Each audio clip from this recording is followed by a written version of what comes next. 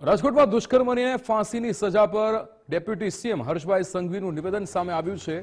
તેમણે લખ્યું છે કે દુષ્કર્મ જેવા હીન કૃત્યમાં ગુજરાત સરકારનો સ્પષ્ટ સંદેશ છે। અમારી દીકરીઓ પર હુમલો એટલે જીવનનો અંત છે। બાળકી મહિલાઓ સામેના ગુનાઓ માટે નીતિ એકદમ સ્પષ્ટ છે। આટકોટ કેસમાં એફઆઈઆરથી સજા સુધીની પ્રક્રિયા માત્ર 40 દિવસમાં પૂર્ણ થઈ છે। ગુજરાતમાં ગુનેગારને હવે વર્ષો સુધી ન્યાયથી બચવાની તક મળતી નથી। આ માત્ર એક કેસ નથી, આ એક કડક સંદેશ છે। દીકરીઓ પર હાથ ઉઠાવનાર માટે દયા નથી, માત્ર કડક સજા છે।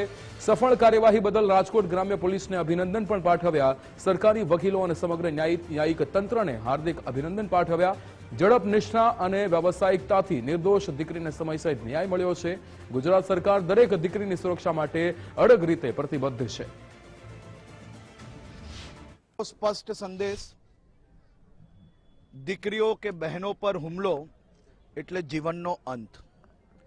આટકોટની 6 વર્ષની માસૂમ દીકરી જોડે દુષ્કર્મની ઘટનાને આજે 40મા દિવસ પર ગુનેગારને ફાંસીની સજા અપાવવામાં ગુજરાત સરકારને સફળતા પ્રાપ્ત થઈ છે। હું રાજકોટ ગ્રામ્ય પોલીસ, સૌ વકીલો અને ન્યાયતંત્રનો ખૂબ ખૂબ આભારી છું। આ જ પ્રકારે ગુજરાત સરકાર દ્વારા ભૂપેન્દ્રભાઈ પટેલના માર્ગદર્શનમાં 100 દિવસની અંદર અનેક દુષ્કર્મના કિસ્સાઓમાં ફાંસીની સજા અને આજીવન કેદની સજા અપાવવામાં સફળતા પ્રાપ્ત થઈ છે। આ પ્રકારના ગુનાઓમાં ગુજરાત સરકાર ખૂબ જ ગંભીરતાથી ડે ટુ ડે કામગીરી કરી રહી છે। આવનારા દિવસોમાં આ પ્રકારના જે પેન્ડિંગ કેસીસ છે એની ઉપર બી ડે ટુ ડે કામગીરી કરવા માટે ગુજરાત સરકારનો સંકલ્પ છે।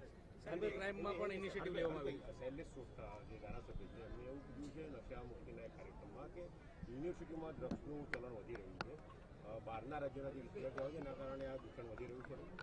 હમણાં આજે જે દીકરીને ન્યાય મળ્યો છે, આ ન્યાય માત્ર એક દીકરી કે દીકરીના પરિવાર પૂરતો નથી, રાજ્યની બધી માતાઓ બહેનો માટે ખાસ કરીને આજે ખૂબ સંતોષ મનમાં હશે, આ બધી જ માતાઓના મનમાં, કે માત્ર 40 દિવસની અંદર ન્યાય અપાવ્યો અને એ બી રાજ્ય સરકાર દ્વારા ગંભીરતાપૂર્વક ડે ટુ ડે કામગીરીને ફોલોઅપ કરી અને આ ન્યાય આજે પ્રાપ્ત થયો છે।